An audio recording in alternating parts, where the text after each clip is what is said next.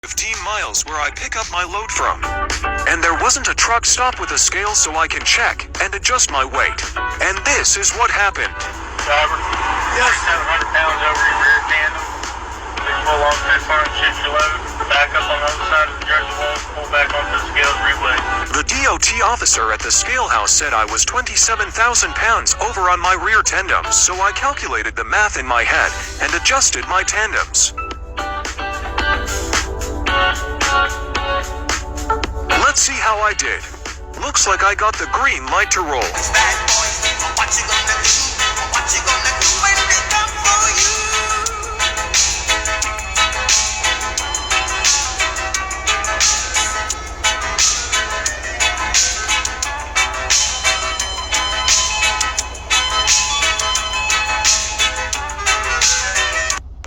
Bad boys. I had like 5 different pickups to load up this load, and I'm on my last one, and I still gotta put this thing right in the middle of the bottom of the trailer here. Currently 13.9 with that truck and 13.11 up to that antenna, and I gotta put it right here. So let's see what is gonna happen once I put this thing in here. It's kind of a taller unit and it has roof racks at the top, but that's fine because we're gonna be slanting it back.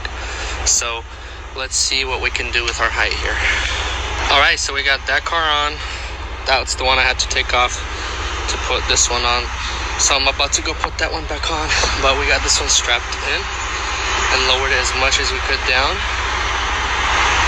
Kind of close with the bumper down here, but that's enough clearance space for jumping. That shouldn't touch that. Let's go load the last car on. We got everything on and loaded. Here's this Lexus. Acadia is on. Everything is lowered. Now for the moment of truth. Let's measure this. Put our stick straight with the trailer. Touching. We are at 13.11 with the red truck over here. Anyways, it was hard to measure with the camera, so I measured that last truck, and we have it at 14 feet exact, right to the antenna on top.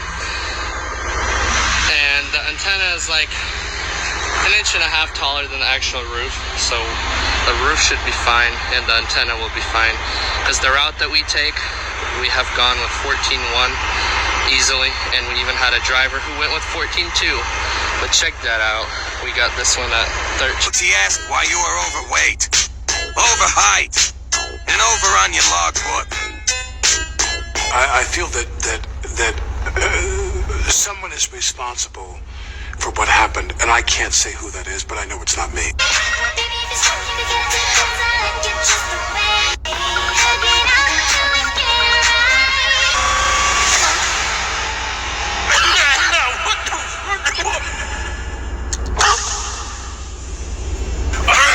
Oh shit! DOT gets you for overweight. They put you in jail right away. No trial, no nothing. And logbooks. Right to jail, right away. And a flat tire. Believe it or not, jail. And an air leak. Also jail. When the DOT It all loaded. What's poppin'? Went to the scales and was overweight. I got options. Had to take it I can pass all that off bitch like every Stockton. load. Just joshing. I'm spending this holiday locked in. My body got rid of them toxins. Sports in the top 10. I can put the ball in the end zone, put a bad bitch in the friend zone.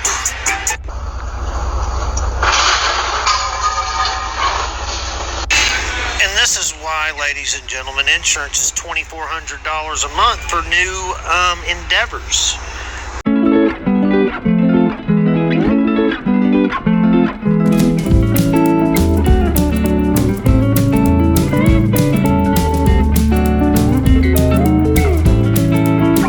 Expectations to zero.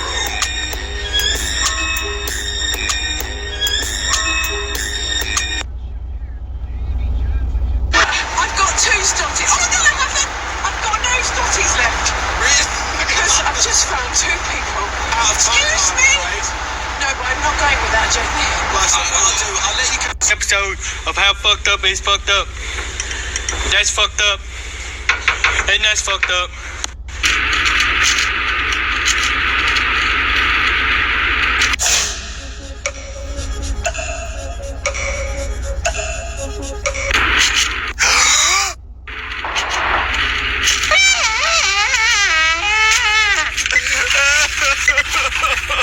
Somebody had asked me in a comment yesterday why I said hauling cars is 5,000 times more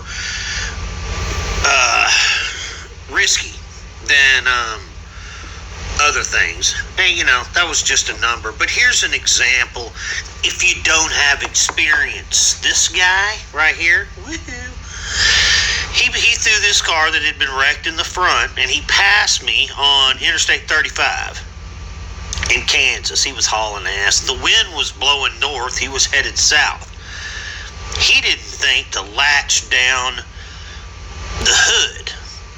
And if you look real hard, you can see exactly what the hood did. It blew open, it slammed against the windshield, and shattered the windshield. We have to unload and reload the truck. There's a million things going on. The trailer can only be so wide. The problem is, vehicles are getting wider.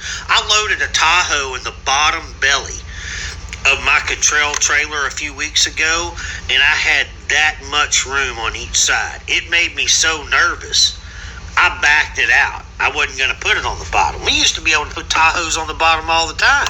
You know, you'd have 3 fingers, 4 fingers on each side. There's room. You got chains on the top pulling trucks down. You're going down the road, chain snaps. What's it going to do? It's going to fall on the roof of the car. That happened to my brother. Mercedes-Benz had a sunroof on it. $15,000 in damage. $15,000. Had a driver forget to put the pins in to lock his cylinders in place. What happened after he drove 1,000 miles? He got out and the car lowered down and the deck crushed the car below it. That's another thing. Hauling cars, dude, you have to go where other vehicles don't go. Neighborhoods, downtown areas. Man, if you're hauling a flatbed, and I've done it, you get in some sticky situations with them too, but car hauling, you're in sticky situations all the time.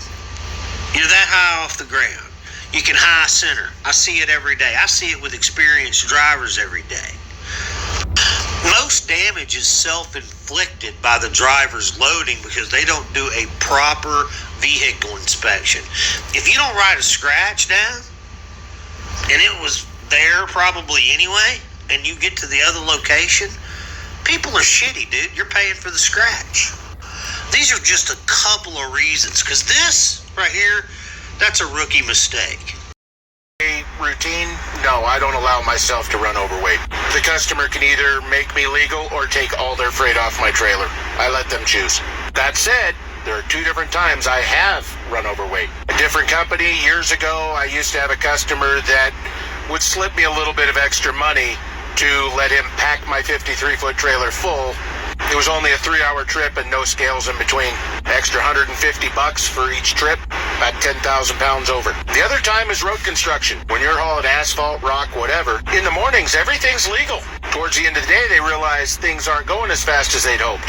Next thing you know, they're filling your trailer up as far as they can. So long as the truck doesn't have to go over a scale, they don't care. I know numerous times I was 20 to 30,000 pounds overweight, at least. The scariest one I remember, grossing 72,000 pounds in a 10-wheel dump truck.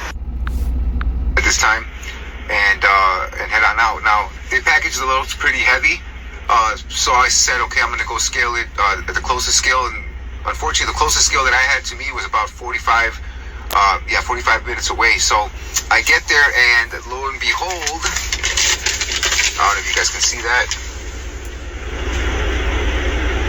Yep, definitely overweight, and this is before I even fueled up. I know common practice, of course, is to scale it after you fill up, but I just wanted to see where I was at, so I end up calling them, and they told me, okay, bring it on back. We'll just have some employees stay to unload you and figure it out. So I get back, and they're all huffy puffy, the employees are, because you know they had to stay. They wanted, you know, I guess be home and whatnot. One of them even made a comment like, "Well, you know, some of us do want to be home and cooking for our families." And I told them, "Hey, I want to do the same thing. That's why I just want to get this load and be on my way." But I'm over. Now they're telling me slide your tandems. That's what's wrong. But as you can see, there's no sliding tandems. There's no fixing it. It is heavy. That's it. So finally, they get in contact with the consignee, and I guess they said no, just leave it as it is. You know, have them head out. So contacted my dispatch. They, you know, canceled the load, and then now I had to find another load. When you're overweight in your truck, and it's all because I weigh 320 pounds. My truck is scaling at 80,320 pounds because of me.